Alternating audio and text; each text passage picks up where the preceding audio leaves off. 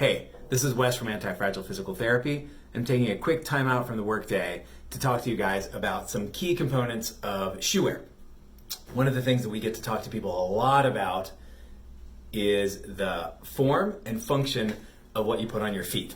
Whether you're someone that just likes the lightest thing under the foot or needs a lot of control, even with a custom orthotic, to really help control for something that's going on from a pain or a function standpoint, we're here to help. So what I thought might be useful is going through just a couple of the basics of what to look for when you're looking into a shoe. So let's start with the Brooks. Okay, this is a great middle of the road, slight motion control shoe, and I'm going to show you how we know that. There's a couple components that you can look for when you grab a shoe off the shelf and decide, is this the right shoe for me? So the first thing, we'll start at the back of the shoe, is the heel counter. So in the back of the shoe, you can see that there's this design that comes around the top. Often below here is hiding a heel counter, which is a hard piece of typically thermal plastic, which actually means in many shoes it can be molded if you have an awkward shaped heel. Talk to your local shoe store, boot store, outfitter, cobbler, and you might be able to get some thermal work done to fit it if you have issues finding a good comfort fit in the heel. Helpful hint. So what you do is you take it, give it a nice squeeze. How much does that change? Not much. That's got a nice firm heel counter. This is a couple versions old of the Brooks Adrenaline, but it still definitely has that same ability to hug around that heel. Okay? The next thing that we can look for is look into the middle of the shoe. That's going to tell us how much support this has. So this has two components of support. So what you see is this little plastic piece is called a midsole stabilization device. So the manufacturers of the shoe have actually put a little bit of hard plastic in here to help it so the shoe is going to be a little bit more rigid. It's going to resist pronation, where your foot falls in, and help hold the foot with a little bit more security. Then it also, and a lot of people don't know this, it has two colors and actually a third color of foam, and that's what we call a dual or tri-density sole. And the white foam almost across the board in shoes is actually the lightest, softest foam. You're going to find it in the front of the shoes because it's going to help with shock absorption. It's going to help make it a little cushier. But you see it's got this gray foam in the middle. So what that's for is that's for adding some stiffness to it. So again, if you're a little heavier runner, if you're someone who rolls over the inside of your foot, someone who needs an orthotic or just feels like they need more support during the day, that's going to be a helpful thing to look for. The last part is what's called a metatarsal bar. So how easy is it for me to bend up the tip of this shoe?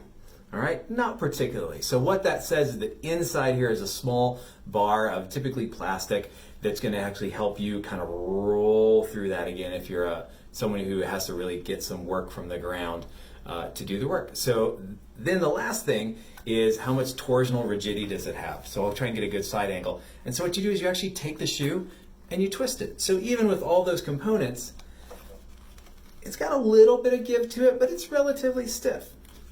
So this is a great example of a middle of the road pronation motion control shoe that most people might be really comfortable with. And I'll contrast that with my shoe. I have been using relatively minimalist and reduced shoe running for a lot of years. I'll even run barefoot when I want to. Personal choice. So this is the shoe that I'm planning to hike the Grand Canyon in next week. We're going rim to rim, north to south one day, and then we're going to come back south to north.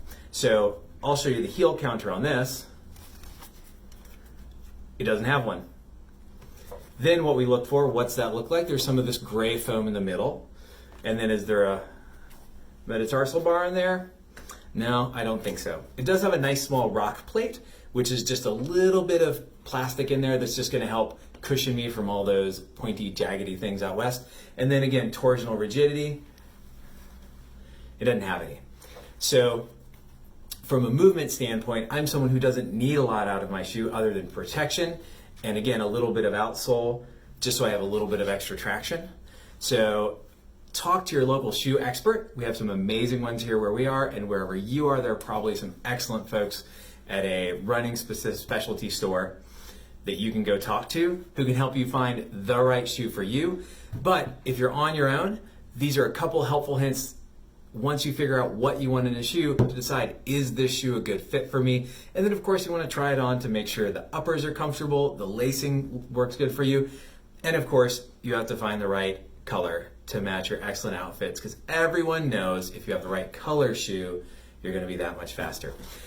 Thanks for stopping by for a helpful hint corner here at Anti-Fragile Physical Therapy, and check out our YouTube video, Facebook, all the socials for more helpful hints. Thanks. Hey,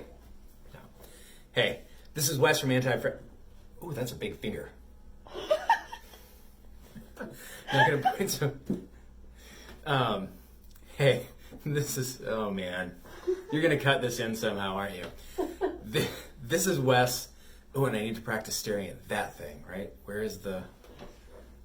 That's the there. That's right where I there. need to practice staring. Yeah. I'm looking at you. You. Actually, that's pretty good if you look straight at. Anyway, okay. Hey. This is Wes. I'm trying to destroy Abby's memory on her phone. So I'm making this like 3.5 minutes long.